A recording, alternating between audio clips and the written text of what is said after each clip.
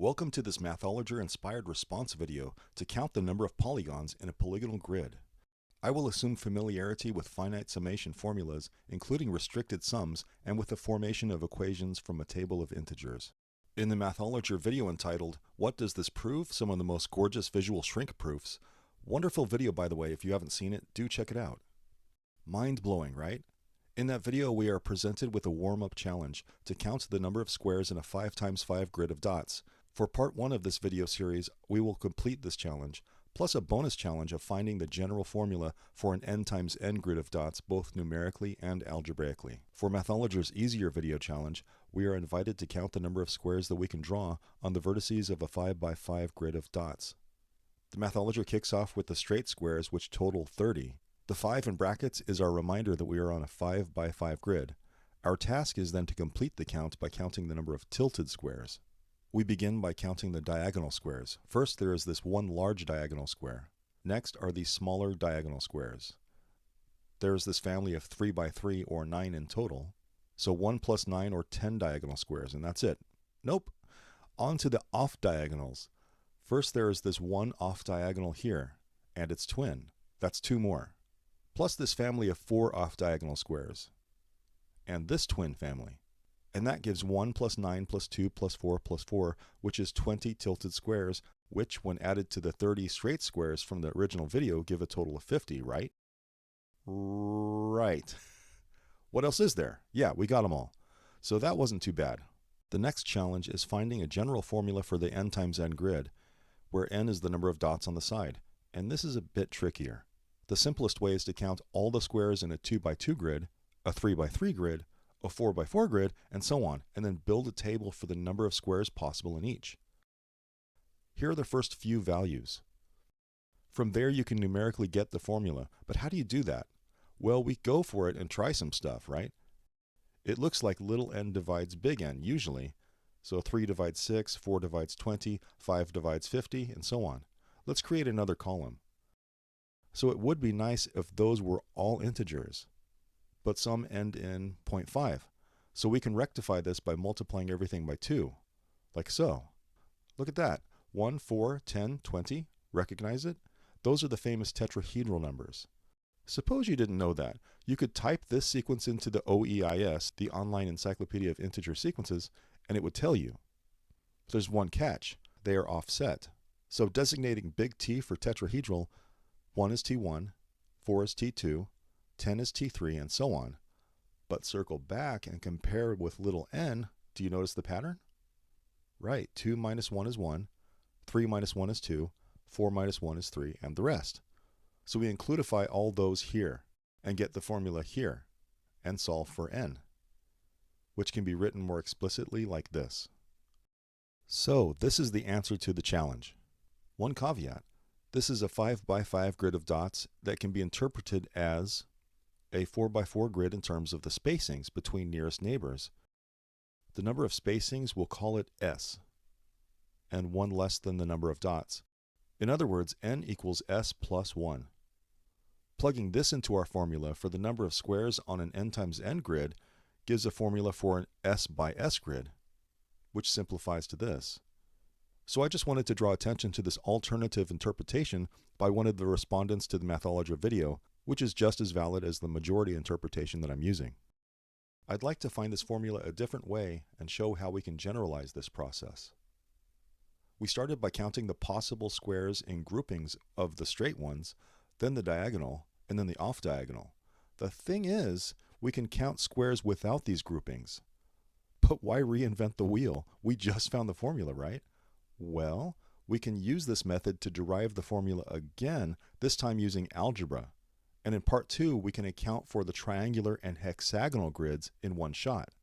How? Well, we just have to change our perspective. There. From now on, all the grids will be presented with this bilateral symmetry with a corner at the top.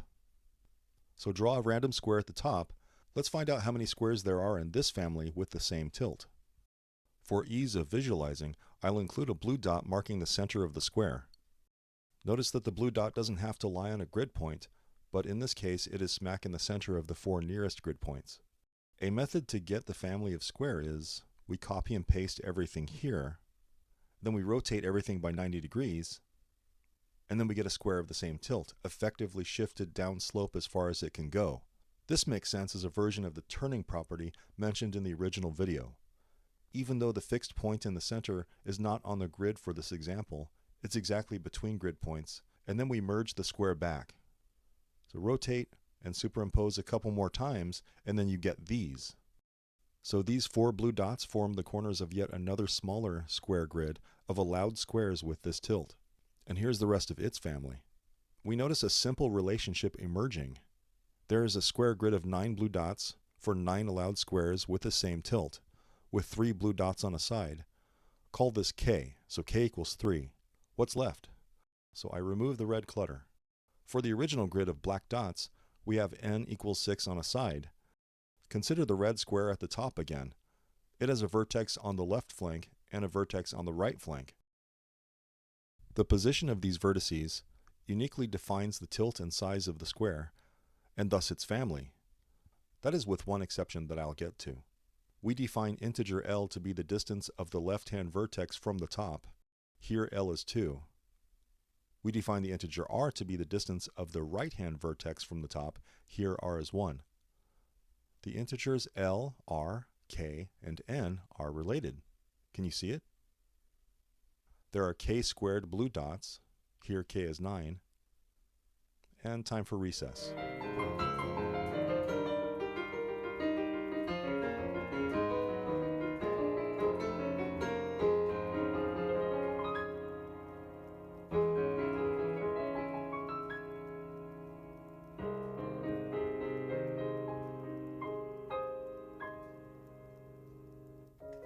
And there we have it, R plus L plus K equals N.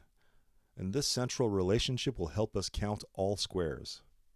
We've seen the uppermost red square with a vertex on the left flank and the other on the right. But how do we classify a vertex that is at the top? Is that left or right? For consistency, either L is 0 or R is 0, but clearly not both at the same time. The catch is, we also can't have the possibility of L equals 0 for one square and R equals 0 for another because of overcounting. For example, if we allowed L equals 0 and R equals 0, then the above square could be interpreted as having both the parameters LR equaling 3, 0 and LR equaling 0, 3. But those are the same square. Yet our formula wouldn't know the difference. We would overcount this square, and so overcount its family, and all families with an upper red square wedgied up in that corner. So no good. So I'm afraid if we allow L to be 0, then R can't be less than 1. But the reverse is true, by the symmetry. So if we allow R to be 0, then L can't be less than 1. And so to get anywhere, we just have to pick one. This is when mathematicians say, without loss of generality. So, without loss of generality, I'll let L minimum equal 0, and then R can be a minimum of 1. So that's our main hiccup. And with that stipulation, L and R uniquely define a family of squares. There's another minor hiccup. For R with a minimum value of 1, what is the maximum value of L? We know it can't be n minus 1 because clearly the square wouldn't fall on the grid. But it can be n minus 2. And the absolute maximum of R is n minus 1. Because L minimum is defined at 0, as shown with his largest possible square. In summary, to add up all the possible squares, each uniquely in one family of squares, we have to sum over all the families. But how does this actually work? We have to sum over all those values of k squared for each allowed combination of L and R, but not every value of L and R will work, and hence a restricted sum over L and R.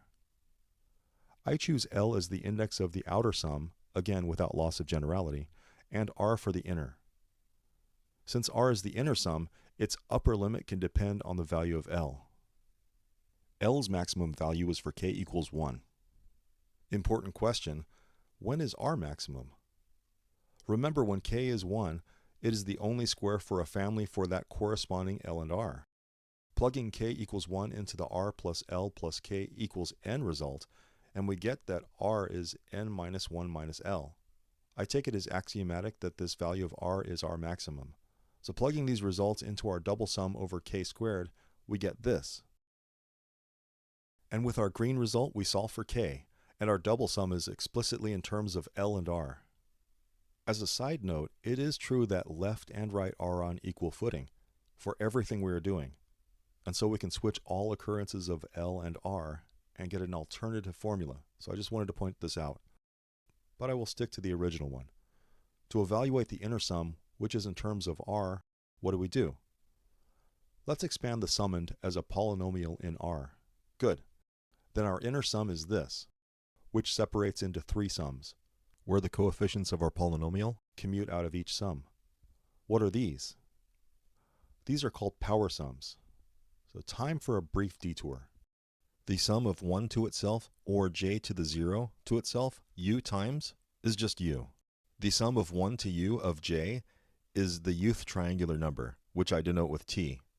The sum of 1 to u of j squared is the uth square pyramidal number, which I denote with sp. Now plug in n minus l minus 1 for u in each, and we get these. And now we insert these back into our sums. The triangular numbers are given by this formula, and plugging in n minus l minus 1, we get this, which simplifies to this. And check it out, we plug this into our inner sum and then boom. And then again, boom. All that cancellation, so cathartic. So what is the n minus l minus 1th square pyramidal number, you say? Well, the formula is given by this, and we copy and paste n minus l minus 1 in place of the u to get this. Stuff cancels and then simplifies. Ultimately, we want everything in powers of L. So we engage time warp to do that.